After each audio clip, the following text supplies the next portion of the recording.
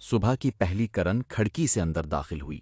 حارث کی آنکھ کھلی تو اسے پہلی بار محسوس ہوا کہ جسم کا درد پہلے سے کافی کم ہو چکا تھا۔ اس نے آہستہ سے اپنا ہاتھ اٹھایا۔ کل تک جو ہاتھ مشکل سے ہل رہا تھا، آج نسبتاً آسانی سے حرکت کر رہا تھا۔ اسی وقت ڈاکٹر کمرے میں داخل ہوئے۔ انہوں نے نئی رپورٹس دیکھیں، پھر حارث کو دیکھا۔ ایک ڈاکٹر نے حیرانی سے کہا، یہ ناقابل یقین ہے۔ دوسرے نے ایک فلم میز پر رکھتے ہوئے کہا، کئی فریکچر معمول سے کہیں زیادہ تیزی سے جڑ رہے ہیں۔ میں نے اپنی پوری زندگی میں ایسا مریض نہیں دیکھا۔ حارث خاموش رہا۔ وہ جانتا تھا کہ اس کے سوالوں کا جواب ڈاکٹروں کے پاس نہیں تھا۔ ڈاکٹرز کے جانے کے بعد سسٹم دوبارہ ظاہر ہوا۔ Evolution system, health 19%، 32%، energy 8%، 24%، status recovery accelerated. Mission number 1 جاری ہے۔ باقی وقت 6 دن 11 گھنٹے، ترقی 27%۔ حارث نے حیرت سے پوچھا، صرف آرام کرنے سے بھی مشن مکمل ہو رہا ہے؟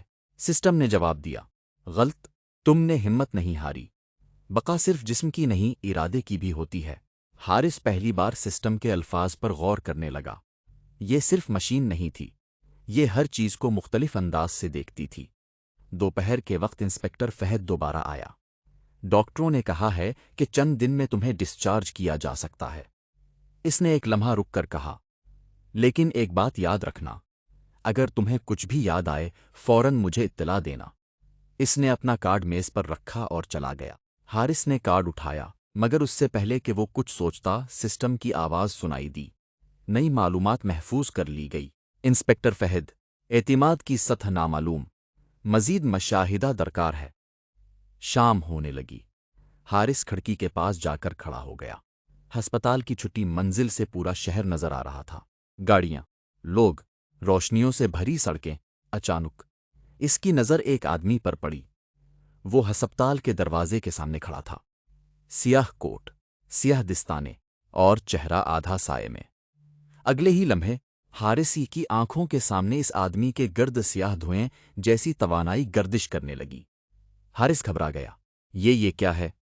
نئی صلاحیت فعال، آرکین ویژن لیول 1۔ آپ اب مخصوص افراد کے گرد موجود توانائی محسوس کر سکتے ہیں۔